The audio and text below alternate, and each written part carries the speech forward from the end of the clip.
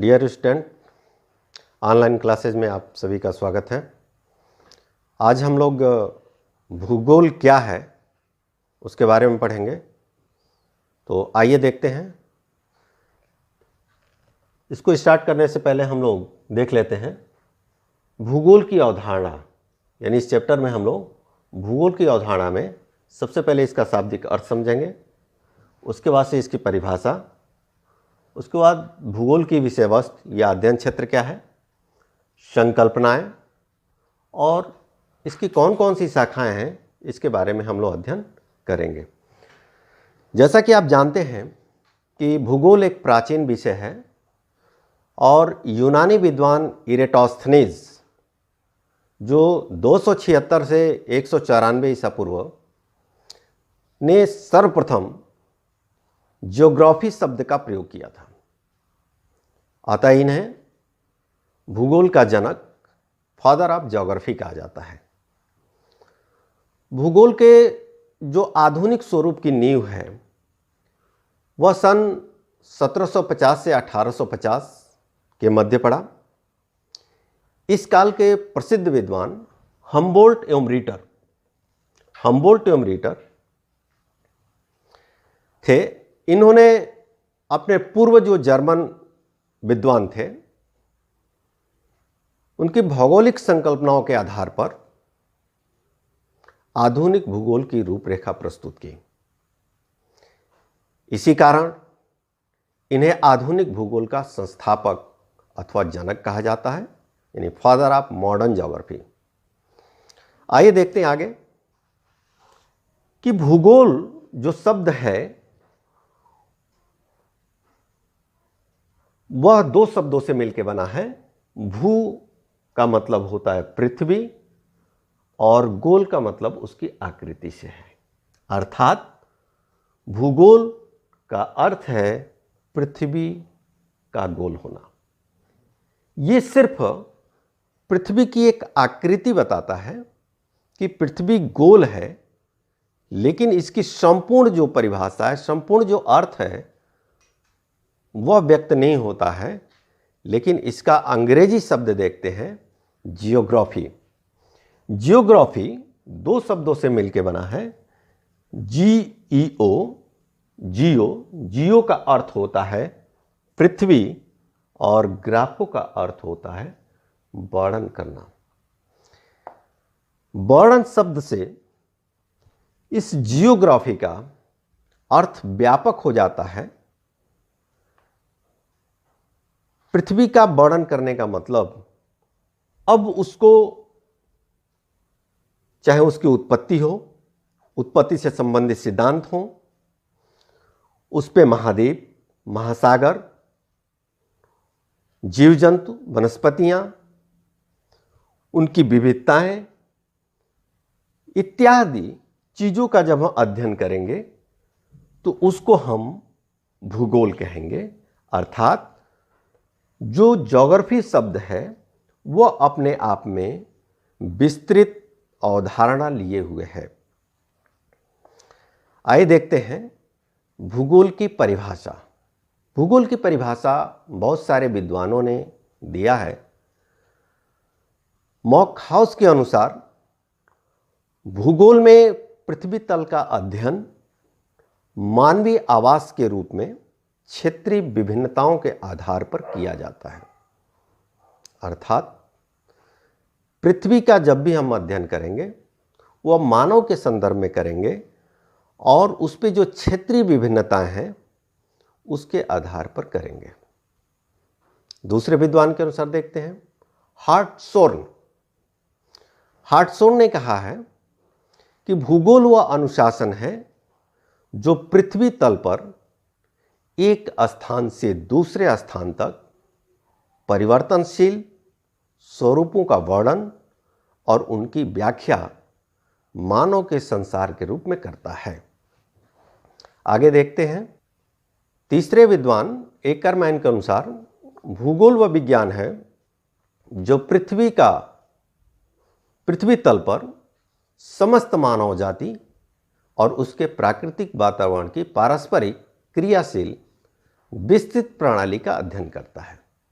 उसी प्रकार Karl Ritter ने कहा है कि भूगोल में पृथ्वी तल का अध्ययन किया जाता है जो कि मानव का निवास गृह है। हेटनर ने कहा था कि भूगोल क्षेत्रीय विज्ञान है जिसमें पृथ्वी तल के क्षेत्रों का अध्ययन, उनकी भिन्नताओं तथा स्थानिक संबंधों का भूपृष्ठ भूमि में किया जाता है। तो ये रही परिभाषा। अब उसके बाद हम आगे देखते हैं भूगोल की विषय वस्तु या अध्ययन क्षेत्र। भूगोल की विषय वस्तु को मुख्यतः निम्नलिखित भागों में बांटा जा सकता है। पहला है स्थलमंडल, दूसरा है वायुमंडल, तीसरा है जलमंडल और चौथा है जैवमंडल। पांचवा जो है पृथ्वी की सूर्य से सापेक्ष स्थिति एवं भूतल के सांस्कृतिक तत्वों का अध्ययन। जो भूगोल के विषय वस्तु है, जो स्थलमंडल, वायुमंडल, जलमंडल और जैवमंडल, इसको एक ग्राफ के माध्यम से हम लोग समझते हैं। ये स्थलमंडल है, यानी जहाँ जहाँ पृथ्वी पर महाद्वीप हैं वो सब स्थलमंडल के अंतर्गत आएंगे। वायुमंडल पृथ्वी के चारों तरफ एक गैसों का आवरण है, उसे हम वायुमंडल कहते हैं। जलमंडल पृथ्वी पर 71% जो जल है महासागरों के रूप में, सागरों के रूप में, उसे हम जलमंडल कहते हैं। और इन तीनों महासागरों में, तीनों स्थल भागों में, स्थलमंडल, वायुमंडल और जलमंडल में जहाँ जहाँ जीवों का वास है उसे हम जैवमंडल कहते हैं। आगे देखते हैं। इस प्रकार भूगोल में मूलतः पृथ्वी के भौतिक एवं सांस्कृतिक पहलुओं का अध्ययन किया जाता है, जिसमें पृथ्वी के धरातल का स्वरूप, भौतिक संरचना, जलवायु, प्राकृतिक वनस्पति, मिट्टी, कृषि उत्पादन, खनिज, जनसंख्या, राजनीतिक विभाजन, उद्योग, परिवहन, व्यापार आदि का अध्ययन भी इसमें शामिल है। उसके बाद देखते हैं भूगोल की संकल्पना।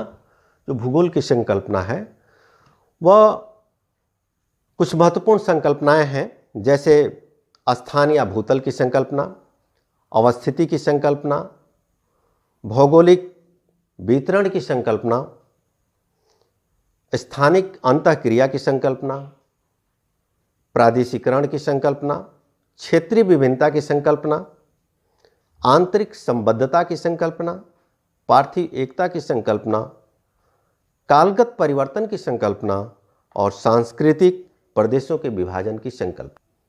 आगे देखते हैं कि भूगोल के अध्ययन के उपागम, यानी इसके कौन कौन से अप्रोच हैं। भूगोल के अध्ययन के उपागम निम्नलिखित हैं।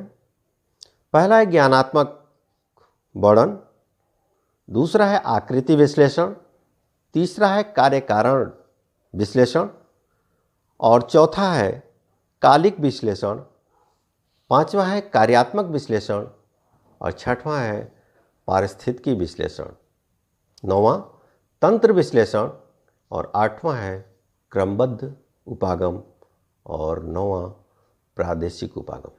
हम लोग लास्ट का जो है क्रमबद्ध उपागम और प्रादेशिक उपागम का एक अलग से वीडियोस देखेंगे। इस प्रकार उपागम हो गए। भूगोल का जो अन्य विषयों से संबंध है उसके संदर्भ में देखते हैं। जो शाखाएं हैं भूगोल की, मुख्यतः दो शाखाएं हैं। एक है भौतिक भूगोल और दूसरा है मानव भूगोल।